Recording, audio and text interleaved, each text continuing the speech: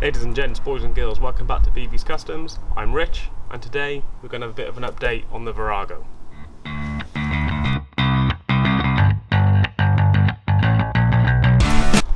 Okay, so it's been quite a while since I last uploaded a video on this bike, and to be fair, it's because I've just been a bit lazy with the recording. I have been tinkering with it a little bit, but we're just going to run through what I've done now.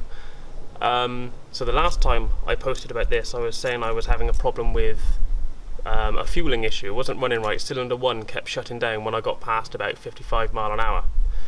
Now, the way I solved that was playing with the carbs on for the front cylinder. I knew it was the front because when you'd gone for a ride and you turned it back off again, the front cylinder was cold. So basically what was happening was when I took the carbs apart, first thing I did was check the jets because it was definitely a fuel starvation problem. And what I found was the pilot jet was absolutely fine. There was nothing wrong with it. So up to 55 mile an hour, the pilot jet was delivering enough fuel for everything to fire normally, or normal-ish. So didn't really notice what was going on. Once it got past that and the revs got higher, obviously it's meant to switch on to the main jet to provide more fuel for the higher revs, but the main jet was blocked. So once I went past that certain speed, it just wasn't getting enough fuel. It was just cutting out the cylinder, couldn't deal with it. So a quick clean of that, pop it all back together again, and lo and behold, about 3,000 miles later, absolutely no running problems at all. Pulls really well, no issues whatsoever. I have come to the decision that this bike is going to be a future project bike once I get the next project away and sorted. So apologies for not having a carb dismantle reassembly video, but basically these are going to disappear, so we'll replace them with something else. What else? Oh yeah, let's just move the camera a bit. Okay, so I've also just been messing around with the exhaust a bit. It did have a full Remus set on here, which was alright. There wasn't anything wrong with it. I just thought it was a little bit quiet. So I've taken those off and I've replaced it with just these cheap ones for now. These are just off of eBay. They were like £35 for the set of mufflers. And then I did have to make these little link pipes here. There's like 3 inches of stainless there.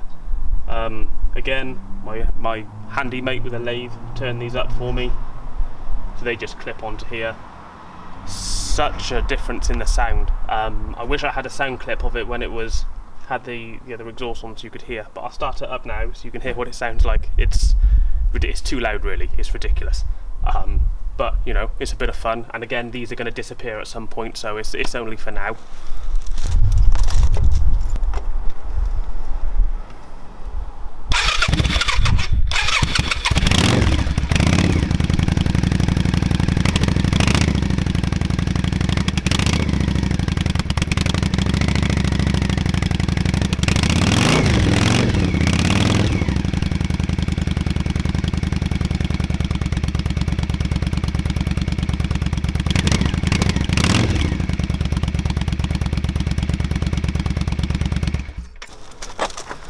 See? Ridiculous. What else? Oh yeah, let's go at the front. Okay, so at the front,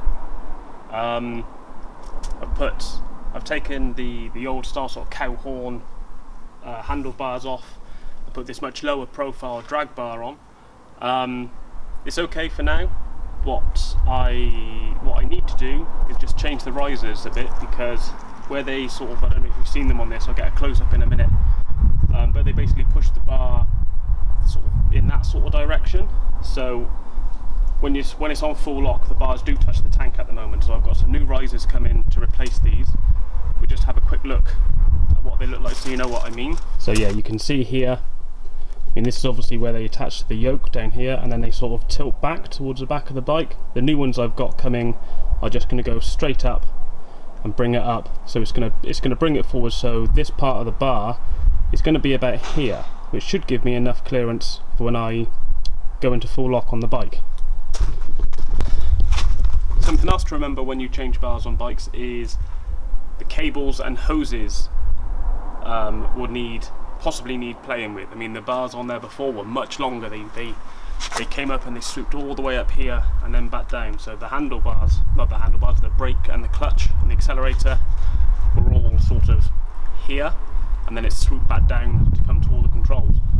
So moving these down have effectively mean the brake line is now far too long.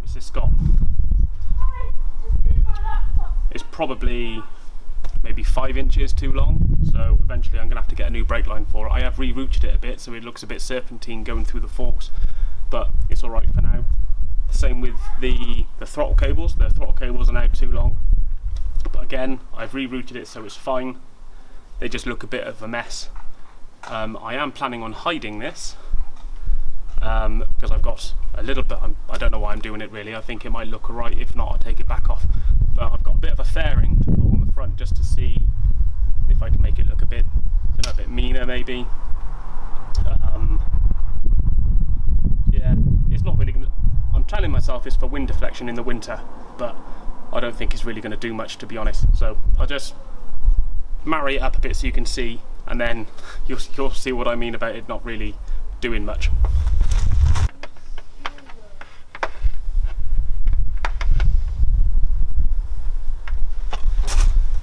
So this is the fairing. It's more of a cafe racer style fairing really. I mean, I can't put it on yet because the indicators are in the way.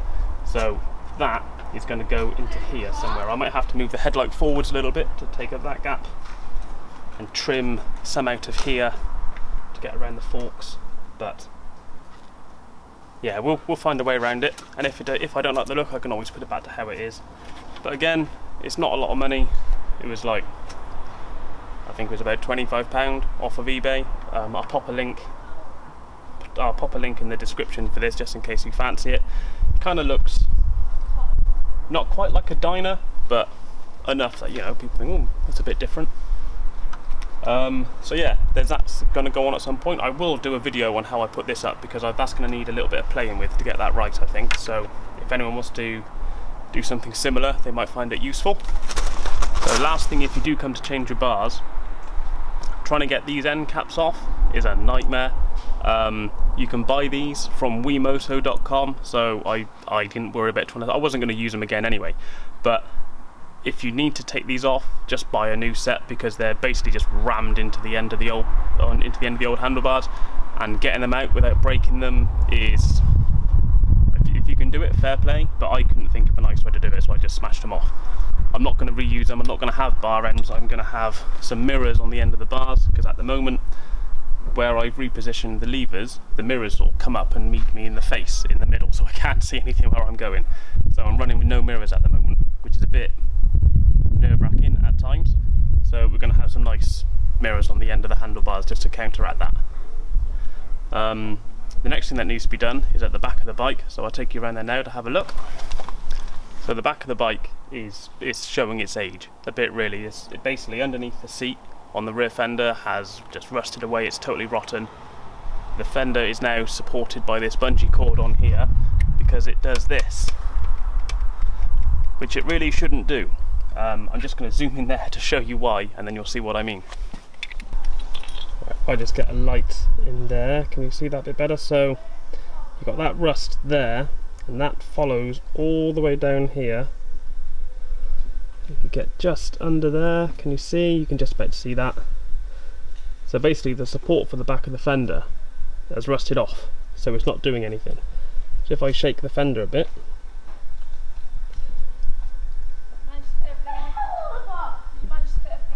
you can see it all moving, which we really don't want. So to remedy that and to make the back tie in a bit better with how low profile the front is now, I'm going to lose the sissy bar. That's going, so this will be going up for sale at some point. I'm going to take the rear fender off. I'm going to, I don't know if I can save it, to be honest. It might be too far gone. I might just have to cobble something else together. But it's going to be a much shorter rear fender on with a smaller light, different different number plate. Indicators will be roughly in the same position. I'll probably keep the rear seat for now.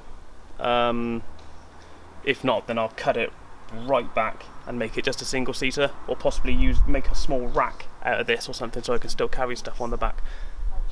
But yeah, we'll try and low profile it a little bit just to make it a bit sleeker. I think sleeker is the right word. So yeah, that's where we're at. Right, so that's going to be it for this. It's only a short video just to keep you updated and let you know that I am still kicking around. Yeah, there will be movement on this shortly. The other project, which will be unveiled very shortly, I think once the CB has gone, from the CB250 build, which I'll put a link. Oh, let's be clever. Let's go put a link here. If you click on there, that'll take you through the whole build series. You can see exactly what's been done with that, what my work's like. It is currently up for raffle. So fingers crossed.